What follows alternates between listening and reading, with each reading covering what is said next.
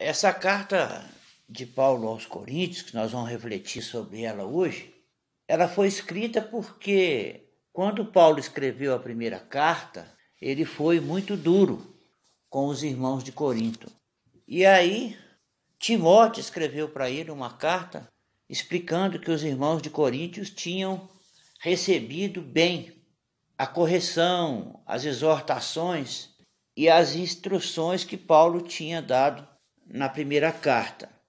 E aqui nessa segunda carta, Paulo foi muito sincero com eles. Paulo abriu o coração, Paulo explicou para eles, por exemplo, sobre a dúvida que havia em relação ao ministério dele. Ele explicou direitinho que, apesar de não ter um dos apóstolos que caminharam com Jesus, que ele teve uma experiência pessoal com Jesus e foi designado para apóstolo aos gentios. E ao longo dessa carta, a gente vai ver que Paulo usa expressões onde ele expressa o sofrimento do coração dele por causa da situação que a igreja estava vivendo na época.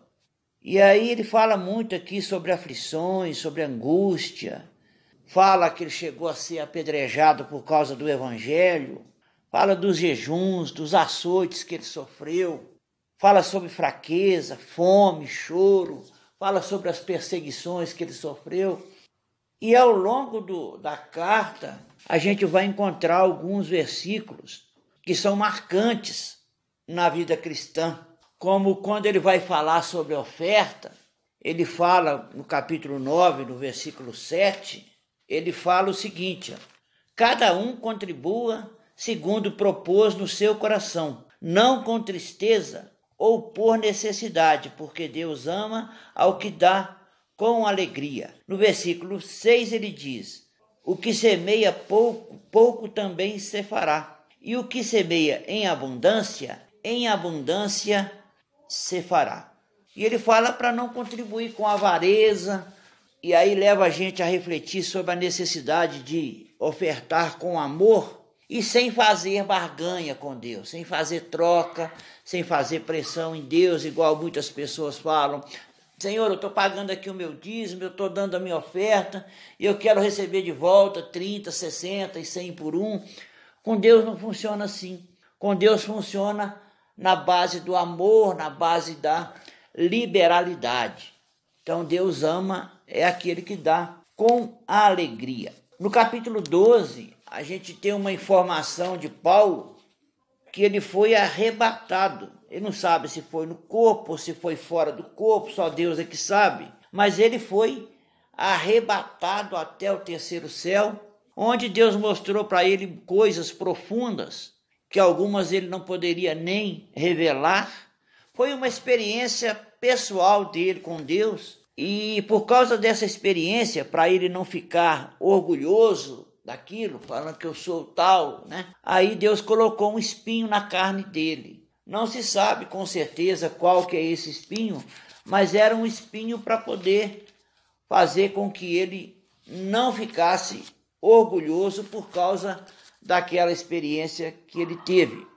E aí ele foi falar com Deus sobre a fraqueza dele, falando sobre as tribulações, sobre as perseguições que ele sofreu e tal. Aí quando chega aqui no versículo 8, ele fala sobre esse espinho. Fala assim: acerca desse espinho, 3 vezes orei ao Senhor para que se desviasse de mim. E o Senhor me disse: a minha graça te basta, porque o meu poder se aperfeiçoa na fraqueza. De boa vontade, pois, me gloriarei nas minhas fraquezas, para que em mim habite o poder de Cristo. Então, isso é esse é um versículo que faz com que a gente tenha um pouco mais de esperança, um pouco mais de ânimo, um pouco mais de fé na nossa caminhada com Deus.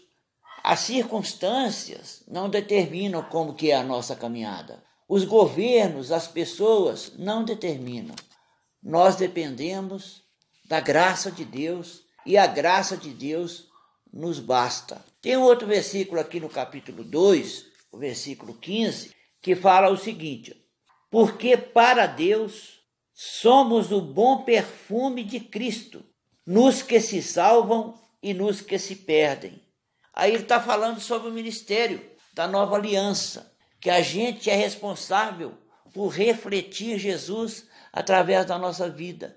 A gente é responsável para fazer com que as pessoas sintam a presença de Deus em nós, sintam o perfume de Cristo em nós, sintam a atuação do Espírito Santo na nossa vida. Nós somos o bom perfume de Cristo para os que se salvam, para aqueles que são salvos e que convivem conosco, e para os que se perdem. Nós precisamos ser do mesmo jeito, ser sal e luz no meio dos salvos, mas também no meio dos perdidos.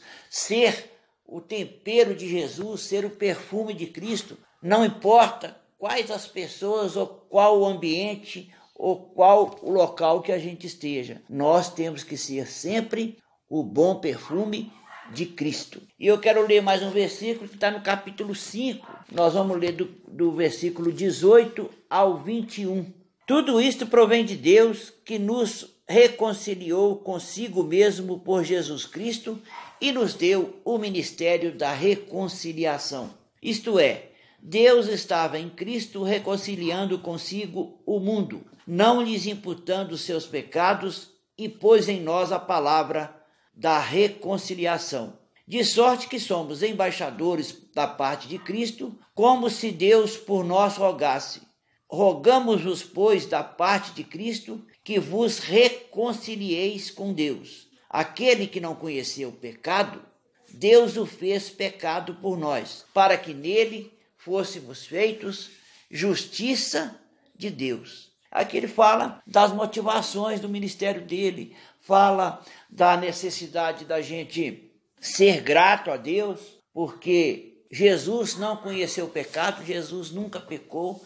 No entanto, Deus o enfermou, Deus colocou sobre ele os nossos pecados, e mais que isso, aqui diz que Deus o fez pecado por nós, para que nele fôssemos feitos justiça de Deus. Então nós precisamos de nunca esquecermos que por causa da morte de Deus, de Jesus, nós temos a nossa salvação garantida, os nossos pecados estão perdoados. Eu quero ler mais 3 versículos que estão aqui no capítulo 3. E até hoje, quando é lido Moisés, o véu está posto sobre o coração das pessoas. Mas quando se convertem ao Senhor, então o véu se tirará. Ora, o Senhor é o Espírito, e onde está o Espírito do Senhor, aí há liberdade. Esse versículo 17 do capítulo 3, onde está o Espírito do Senhor, aí há liberdade, é um versículo muito precioso sobre como que a gente caminha com Deus na nova aliança. Esse versículo é para nos lembrar durante todo o tempo da nossa caminhada com Deus que nós somos livres. Nós somos livres da culpa, nós somos livres do pecado, nós somos livres da timidez e nós precisamos aprender a caminhar com Jesus de vitória em vitória e a nos colocar na dependência total do Espírito Santo que habita em nós. Porque nessa carta aqui também, Paulo fala que nós temos um privilégio de ter, nós como vasos de barros, ter o próprio Deus habitando em nós através do Espírito Santo. Então, a nova aliança, a gente tem que viver totalmente dependente da graça de Deus, totalmente dependente da fé que nos salva e tendo certeza durante todo o tempo que nada vai nos separar do amor de Deus que está em Cristo Jesus. Apesar deste ser um versículo